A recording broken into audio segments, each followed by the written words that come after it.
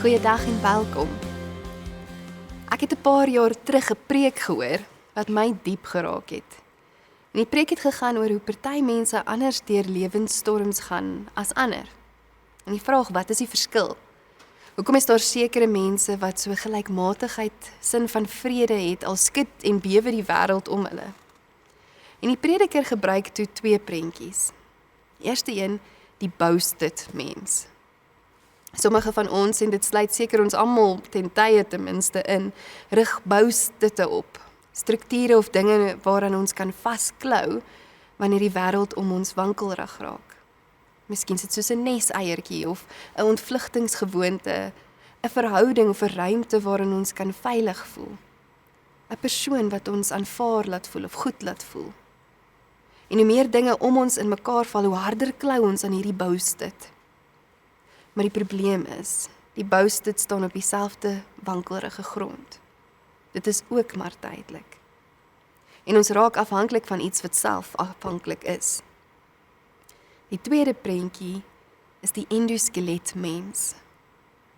Mense wat toelaat dat God 'n innerlike struktuur in hulle vorm, 'n endoskelet. Hulle word van binne af regop gehou. En hulle hoef nie te klou nie, want die stabiliteit lê nie buite hulle nie, maar binne hulle, omdat God self hulle dra. Daar is 'n innerlike krag wat lei tot vrede en gelykmatigheid, selfs terwyl storms woed. Dis tog duidelik wat vir ons goed is om te kies, en tog, in die wêreld waarin ons bestaan, kry die boasted te baie meer aandag en word dit verklaar as baie meer doeltreffend as enige ander manier van lewe. Daarom praat Paulus eintlik hard en duidelik met die gemeente van Efese.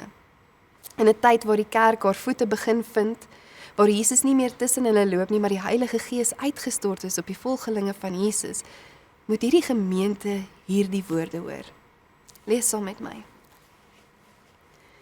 Wees baie versigtig hoe julle lewe, nie soos onverstandige mense nie, maar soos verstandiges. Maak die beste gebruik van elke geleentheid, want ons lewe in 'n goddelose tyd. Moet daarom nie onverstandig optree nie, maar probeer te wete kom wat die Here wil dat julle moet doen. Moet julle nie aan drank te buite gaan nie, daarmee gaan losbandigheid gepaard. Nee, laat die Gees julle vervul. En sing onder mekaar psalms, lofgesange en ander geestelike liedere. Sing met julle hele hart tot eer van die Here. Dank God die Vader altyd oor alles in die naam van ons Here Jesus Christus. Ek wonder of die gemeente vir 'n oomblik verward was. Die Heilige Gees is mos nou uitgestort. Hoekom moet hulle nou gevul word? Maar Paulus besef hoe maklik ons skrik en paniekerig raak en gryp na daai boustede, eerder as voel hoe ons endoskelette versterk word. Daarom weer en weer kan ons besef, ons word gevul met die krag, die wysheid, die teenwoordigheid, die vrede en die vreugde van die Gees van God. Dis hoe ons die wêreld ingaan en aanpak.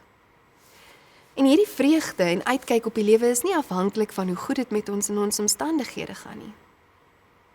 Ons onthou dat toe die Heilige Gees in Handelinge 1 uitgestort is, daar 'n merkbare verskil te sien was. Ewe skielik was daar energie in die vertrek. Dit wat onmoontlik was, word moontlik. Daar's opgewondenheid, beweging, daar's vreugde.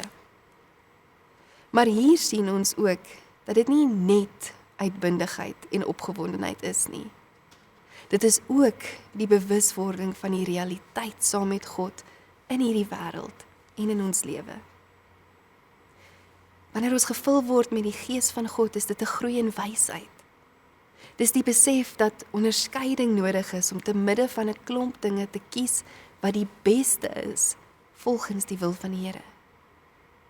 Vervaag die vreugde dan? Nee. Maar dis baie meer as bloot optimisme. Dis 'n vreugde wat kan leef saam met pyn en nie daarvoor vlug nie. Tim Keller gebruik die beeld van sterre om die vreugde van die Heilige Gees te beskryf.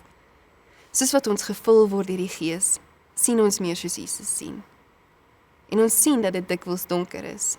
Die nag van korrupsie, bose sisteme, swaar kry, gebrokenheid, verbrokkelende verhoudings. En ons ontken nie daardie donkerte nie. Maar dan, so sterre helderder en sterker skyn, hoe donkerder die nag word, skyn die dankbaarheid en vreugde van die Gees ook nog meer helder. Die endoskelet wat God self in ons is, verkrummel en breek nie, soos wat die wêreld skud nie. Wat is dan kenmerkend van iemand wat gevul is deur die Gees? Dit is iemand wat weet waar haar krag vandaan kom. Iemand wat bewus is van hoe nodig sy wysheid het. Iemand wat wakker is vir wat die Here doen en sê. Iemand waardeur God kan vloei. Dit wat hy gee, wat ook kan vloei in ander se lewe in. Dis iemand wie se vreugde en vrede, daardie gelykmatigheid wat haar laat staan al spoel die golwe oor haar, nie wankel nie. Juis omdat haar stabiliteit nie uit haar eie uitkom of haar eie vasstrap en vasstaan en vasklou nie. Dalk voel jy vandag moeg of moedeloos of oorweldig. Dalk besef jy hoe baie jy klou aan boustutte, hoe jy vertrou op dinge om jou vas te laat staan. Dis goed om daarvan bewus te raak. Maar dan draai weer. Hoor die uitnodiging van Paulus, laat die Gees jou vervul. Sy Gees sal hom kom tuismaak in jou en jou hartsvriend wees, jou metgesel. Hy sal jou toerus, hy sal jou vashou. Hy sal in jou skep wat jy nodig het om te doen wat hy vra. Kom ons bid saam. Here, U ken ons. U weet waar ons klou aan dinge wat nie kan dra nie.